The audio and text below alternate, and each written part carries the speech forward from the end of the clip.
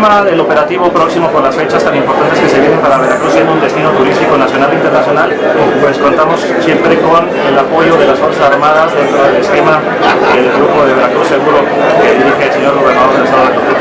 la Armada de México, el Ejército Mexicano, la Policía Federal, PGR, CISEN, junto con nosotros, Policía Estatal, Fuerza Civil, obviamente nuestros compañeros de la Fiscalía General del Estado y otras dependencias que también se suman en este tema tan importante como es la Secretaría de Protección Civil, siempre coordinados con ellos, en la Secretaría de Salud, con el cuerpo de paramédicos, bomberos, todos los elementos de este gran equipo de trabajo que trabajamos al mismo ritmo al servicio de los veracruzanos, pues vamos a estar muy atentos con los temas que ustedes ya conocen. Primeramente con la prevención, solicitando a los ciudadanos que tengan pues, las debidas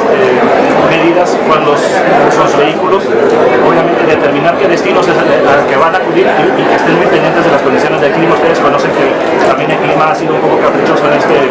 estos días, estar muy atentos para pues evitar viajar a lugares donde exista una incidencia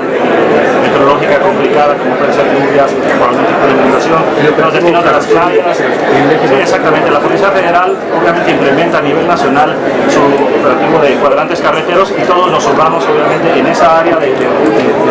protección al ciudadano en el tema carretero. También es muy importante que repitamos nuevamente esas medidas que proporcionaron mucha seguridad a los ciudadanos en las playas. Recuerden que la última temporada vacacional tuvimos un descenso muy importante de las víctimas por ahogamiento, por todas estas pérdidas humanas que suelen ocurrir por imprudencia, por muchas otras situaciones en las playas, en los lagos, en las zonas lacustres que probablemente tienen el estado de Veracruz. Entonces, obviamente, depende mucho de la participación ciudadana, la policía, los militares, todo este grupo de trabajo, el grupo de Veracruz Seguro, estamos en una disponibilidad permanente a través de 066, 089 o en los puestos de control, los puestos de socorro que van a encontrar ustedes en las carreteras, en las playas, en las plazas comerciales, en las zonas arqueológicas, en todos estos destinos que suelen ser el acopio turístico.